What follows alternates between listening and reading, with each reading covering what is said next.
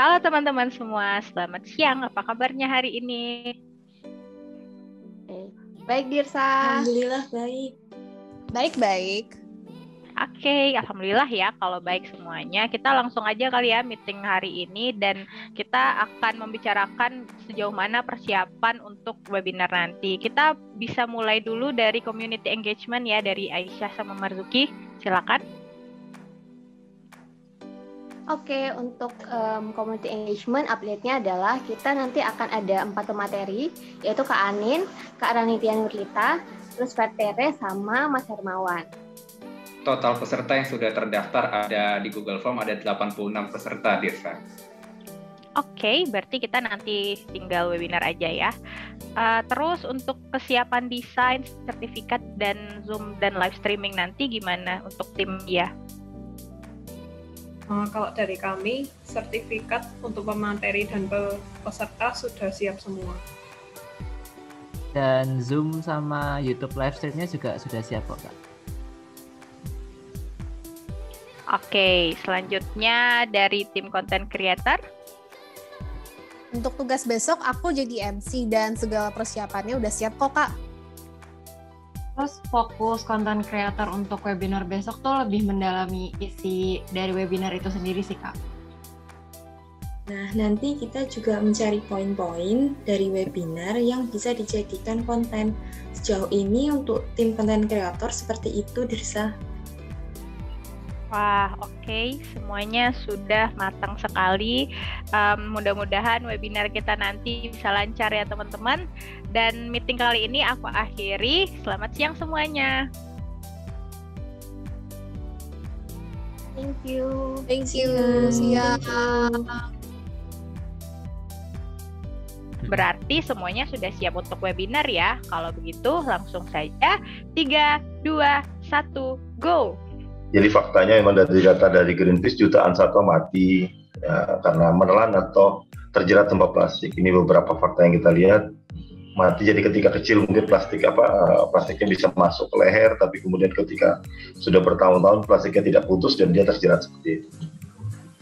Nah faktanya ternyata banyak satwa yang di laut yang kemudian ketahuan makan plastik.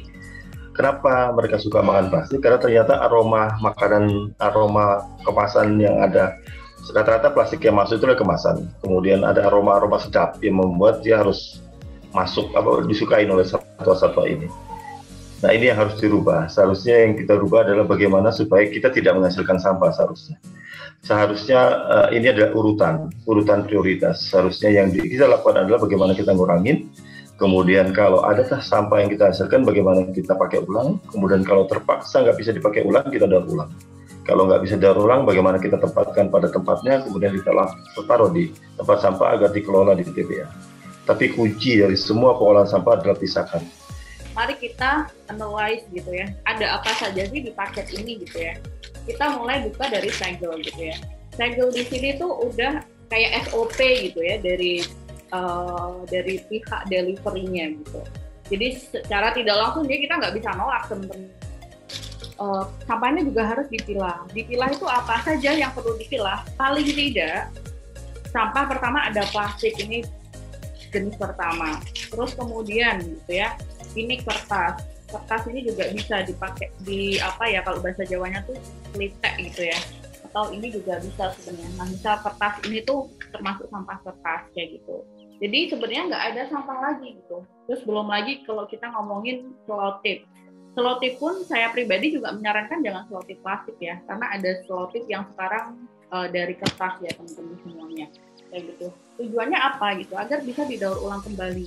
Gitu. Terus kemudian pasti juga ada sampah lagi nih gitu. Ada sampahnya misal box gitu ya. Jadi ini masuk dari sampah box itu sendiri gitu. Beberapa user testimonial ya, intinya kita sebenarnya mengajari mereka sampah jangan sampai keluar dari rumah gitu. Caranya gimana gitu? Biar sampah tidak keluar dari rumah adalah dengan cara teman-teman tuh mengolah sampah teman-teman sendiri yang tadi gitu ya.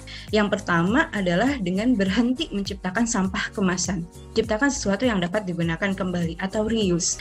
Nah, hal yang kedua yang bisa dilakukan oleh bisnis adalah menggunakan kemasan yang bisa dikomposkan.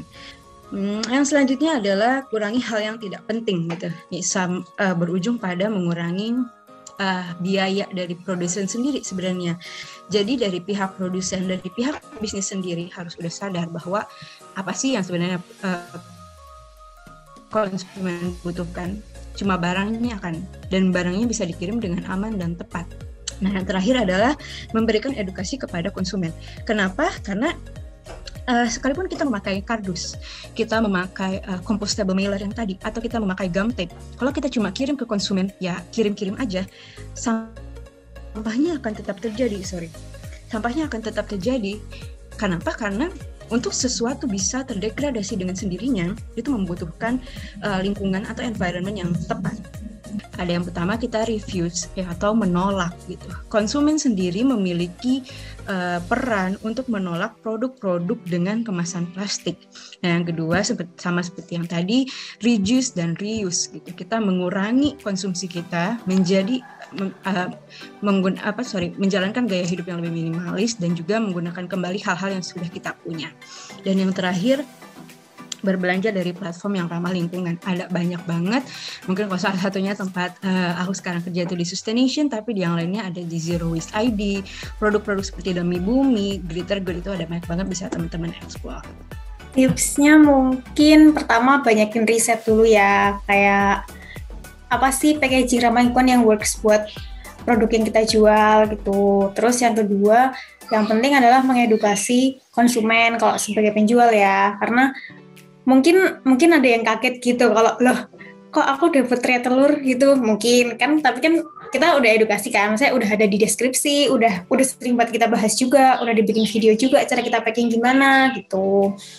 Terus ya jangan takut nyoba sih, karena meskipun kita sekarang udah kayak pede banget pakai tempat telur dan people pack, kan pasti sebelumnya kita juga pernah ada error gitu kan, kayak ya kita pernah apa ya, itu mungkin tapi bukan gara-gara tray telurnya sih, cuman kayak maksudnya kita buat nemuin pakai tray telur itu aman tuh udah melalui beberapa percobaan gitu. Kan sebelumnya kita juga udah pernah pakai tray telur yang buat telur biasa tuh kayak rada susah gitu. Nah, yang kita pakai akhirnya tray telur yang buat telur puyuh, jadi kayak lebih kecil kan, jadi kayak lebih fleksibel gitu.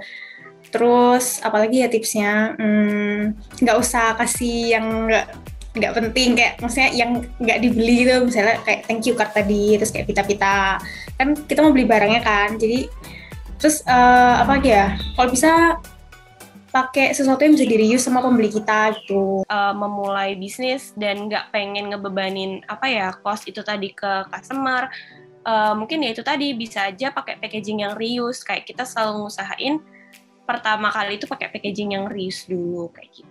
Wah, hebat banget ya kalian semua. Terima kasih untuk semua pihak yang sudah membantu jalannya proyek Belajar Berkarya ini. Dan akhir kata, aku Dirsa sebagai project leader dari tim Belajar Berkarya mengucapkan terima kasih dan sampai jumpa. Dadah. Eits, ternyata masih ada yang ketinggalan nih. Kita masih ada project lagi, yaitu campaign plastik untuk berkarya. Nah, di campaign ini teman-teman bisa menggunakan ulang packaging bekas belanja online selama 7 hari. Adapun sampah belanja online yang dapat digunakan diantaranya bubble wrap, kardus, plastik, pembungkus, dan lain-lain. Kami mengajak teman-teman untuk saling menebar kesadaran agar lebih bijak dalam menggunakan sampah bekas kemasan belanja online, menggunakan penggunaan ulang untuk fungsi yang lebih bermanfaat. Nah, untuk update lebih lengkapnya, teman-teman bisa langsung mengunjungi website di sini. Dan yuk bantu kurangi sampah plastik untuk lingkungan yang lebih baik. Satu aksi dukungan kalian sangat bermanfaat bagi lingkungan. Jadi, tunggu apa lagi?